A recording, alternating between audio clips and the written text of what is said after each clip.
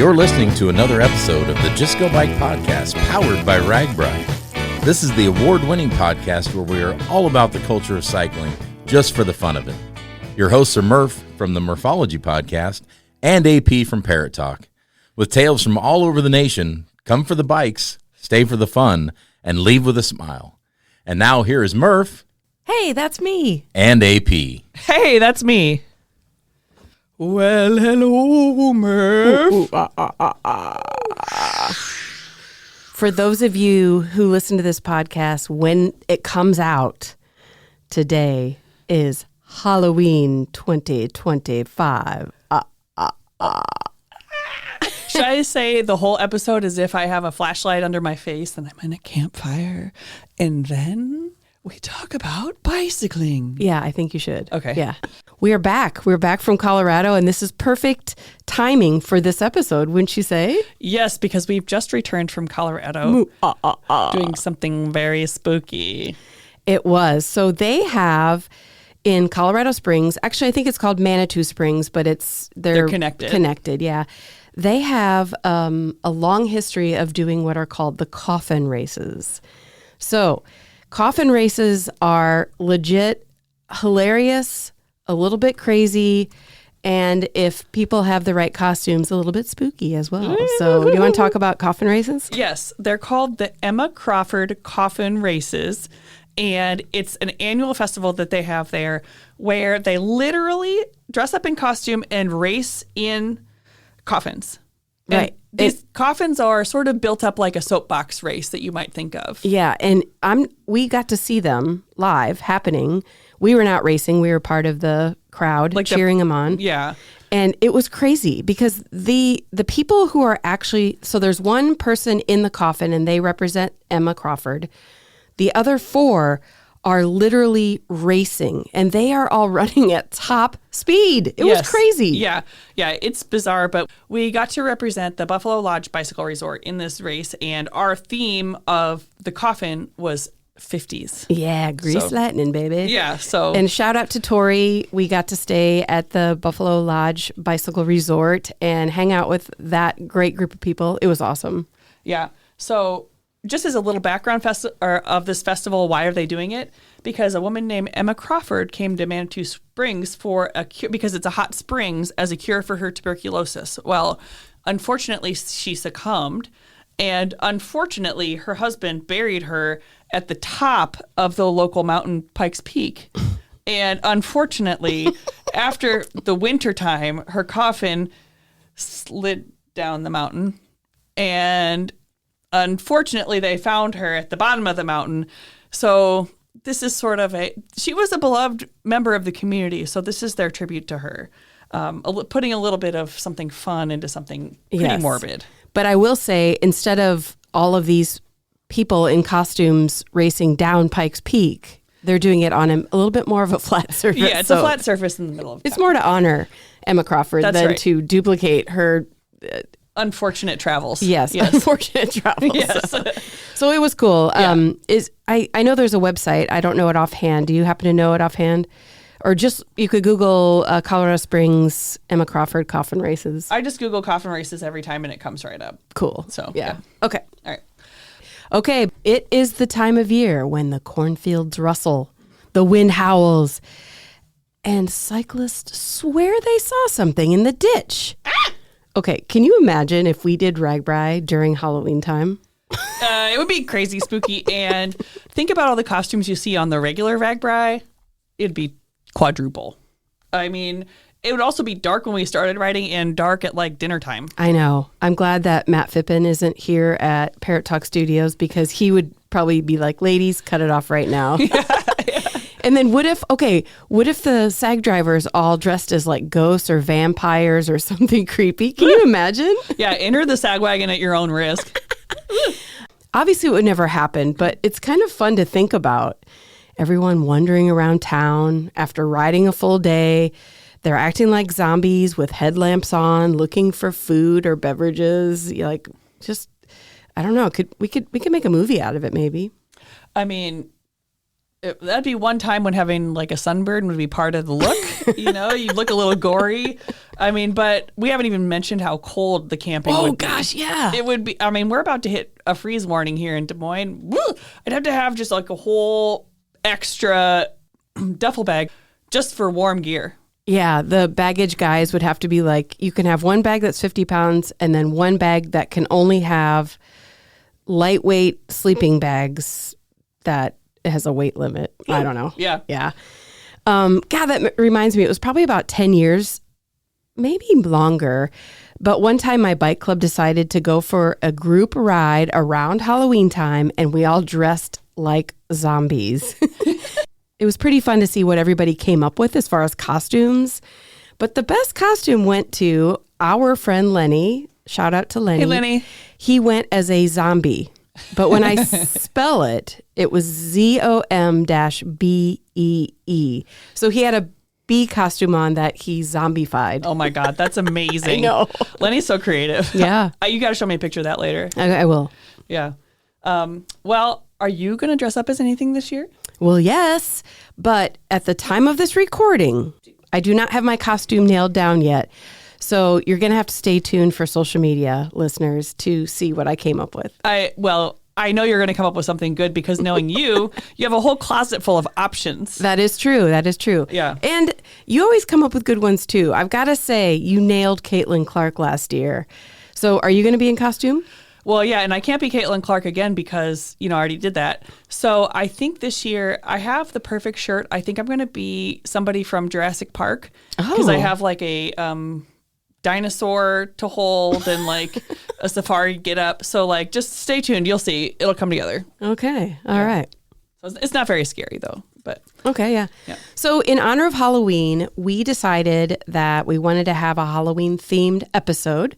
We did a little bit of research and found a few. Actually, we found a bunch, but we limited it to 3 legendary places that may or may not be haunted. So first up, this one listeners may recall from a past RAGBRAI. I believe it was 2016, but the Villisca Axe Murder House, located in Villisca, Iowa. And this is one of my favorite tales. It's one of my favorite stops on RAGBRAI. We went through Villisca during RAGBRAI, and I think you're right, 2016. Okay, so some details. Located in Villisca, Iowa, this house is where not 1 or 2, but 8 people were bludgeoned to death as they slept. It happened back in 1912, and in the 1990s, the home was restored by historians, and it's now kind of like a museum. So for a fee, you can take a tour of this house, or like we've taken a tour, me and you. Yes. But if you're really crazy, you can stay overnight in this house. You can. And there's all sorts of like little things around the house. First of all, the house looks like what it did in the 1912s. Yeah. But there's all sorts of little trinkets around the home so that you can like sort of test the ghosts, I guess. Like a ball that probably rolls across the floor. Yeah, I think there was like a doll, like an old doll creepy dolls on a chair. Yeah, so it would be a spooky experience to stay overnight there if you dared. Yeah. And obviously, since it's called the Villisca Axe Murder House, all of these people were bludgeoned to death by an axe that apparently was the killer found in the barn and then left it in the house. So it's creepy. Blah. Okay, but speaking of craziness, when we were there, you had a great scare that I think you should share. I sure did. First of all, to kind of tie it back to RAGBRAI, we were there for the route inspection, and it was one of your first route inspections, if not your first one. And after I tell the story, you'll see why I'm proud of you for coming back.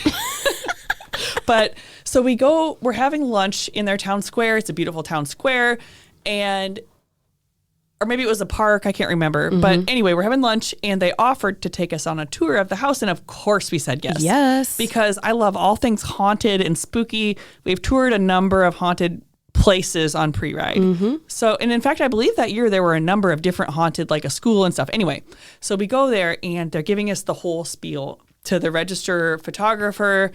and they're talking about all the creepy stuff that happened and how terrible the murder was.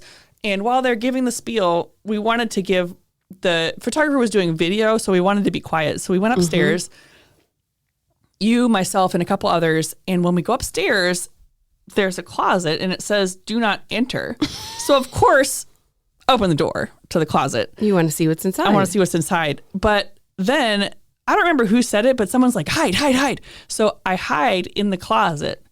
And as, time goes on, the reporter comes upstairs. His name is Brian Holgrave.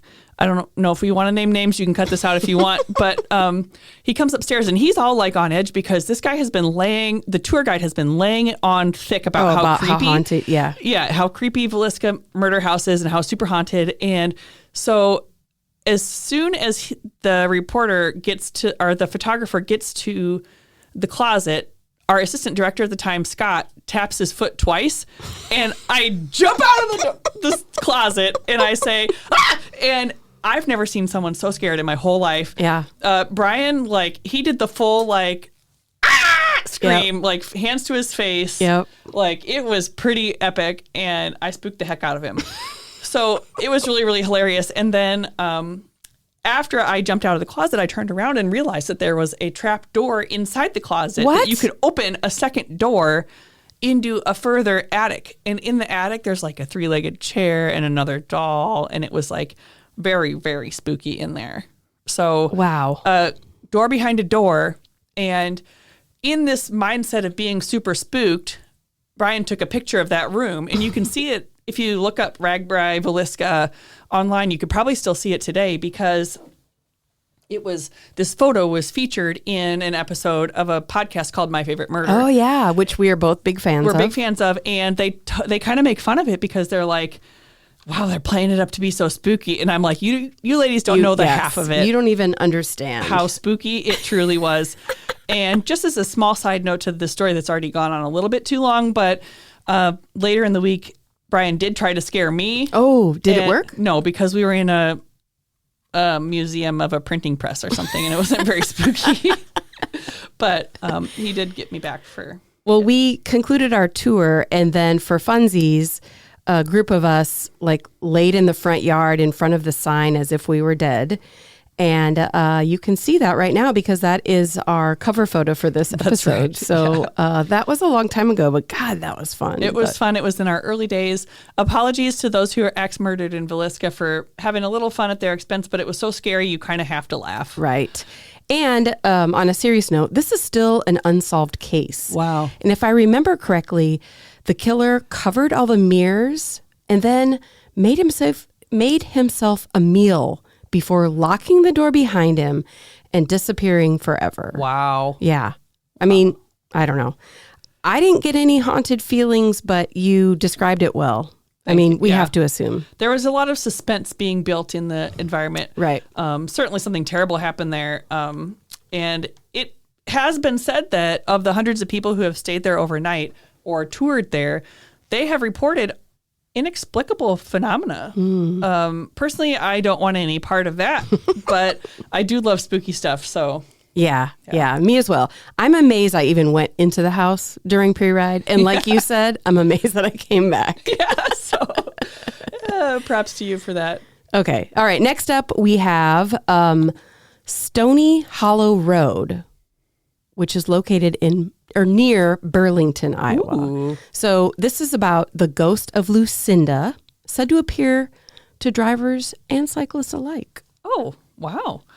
That is spooky. And I don't believe we visited Stony Hollow Road during our recent RAGBRAI trip to Burlington, but this road is north of Burlington. And like you said, believed to be haunted by a ghost named Lucinda.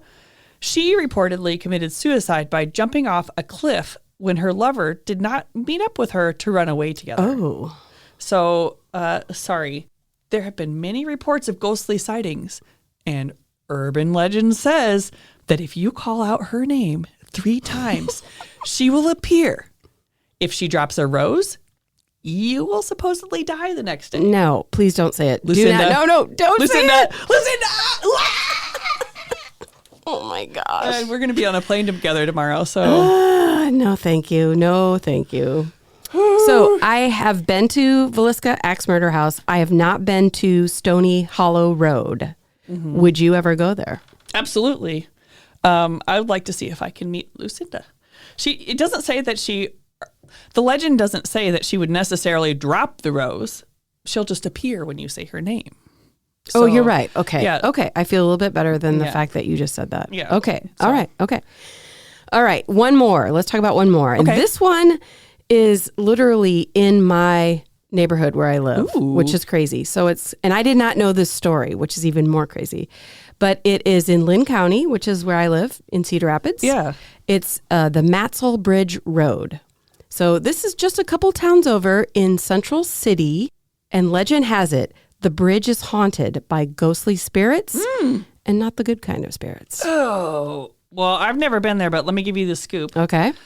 The story of this bridge is that if you drive all the way out into the middle of it, your car will shut off. Oh, what? Yes, your car will just stop. And an unseen force will push you across the bridge. It has also been said that you can hear eerie noises outside of your car. And when you leave, you'll see handprints on the surface. It's been reported that if the spirits notice you've been there more than one time, they'll try to push you off of the bridge and break your car window. Wonder what would happen if you crossed it on your bicycle. In the dark? Well, there'd probably be handprints like on your saddlebag. Oh, gosh. Or like, I don't know, your handlebars. Yeah. When I was researching this, I came across a video that was done by a radio station. Mm-hmm. And it literally is two guys, and the like cover photo of the video is them standing outside their car with it's all dark around it. And I just didn't have the guts to watch the video. So I sent it to a friend and said, can you watch this video and tell me if it's legit? And she's like, well, it's more entertaining than scary. But there were handprints on the back of their car afterwards. Gosh. I feel like next time I come visit you, I'm going to try this. I am not going to go. But okay. Yeah. Okay. Yeah. I'm so glad we were recording this during daylight hours because I'm getting a tiny bit spooked. Yeah, I think that's a wrap on this Halloween episode, don't you? Yes. And listeners, if you happen to have been to any of these sites or you have any scary or spooky stories that involve a bicycle, you got to email us. Absolutely. Or any Halloween candy that you'd like to unload on me. Like, please email us. And you can email us at justgobikepodcast@gmail.com. Yes. Okay. And in the Halloween holiday spirit, go over to my Instagram page, which is Murphology Podcast, and I brought back to life, I did these ghost reels. Like, they're more fun than spooky. Back when I was riding the Katy Trail a few years back, and it's pretty, I find a lot of entertainment out of it, which is why I resurfaced them, so check those out. Yeah, I love them. And AP, why don't skeletons ride bikes? I don't know why. Because they don't have any guts. Nice. Well, I have a joke for you. All right. What do you call a ghost's snot? I don't know. Boogers. Okay, we need to quit before we go any deeper. That's right. Well, now that I've said her name 3 times, if you see Lucinda waving from the cornfield, make sure you wave back, but also check your taillight. Okay. Or if you see headlights creeping up behind you on a dark Iowa road, don't worry. Maybe it's just your friendly neighborhood sag wagon. Probably. Maybe. I hope so. All right. Well, happy Halloween, everyone, and we'll see you, or we'll talk to you next week. Happy Halloween. Well, listeners, that is it for today. We want to thank you for tuning in to listen to the Just Go Bike podcast. If you would like to contact Murph and AP with a comment about the podcast, or maybe even you have a topic in mind, you can reach us at justgobikepodcast@gmail.com. Please follow us on Instagram and Facebook and watch our intros on YouTube. And don't forget to rate, review, and subscribe to this podcast, especially if you're a fan. That is going to do it for this week. Until next time, just go bike.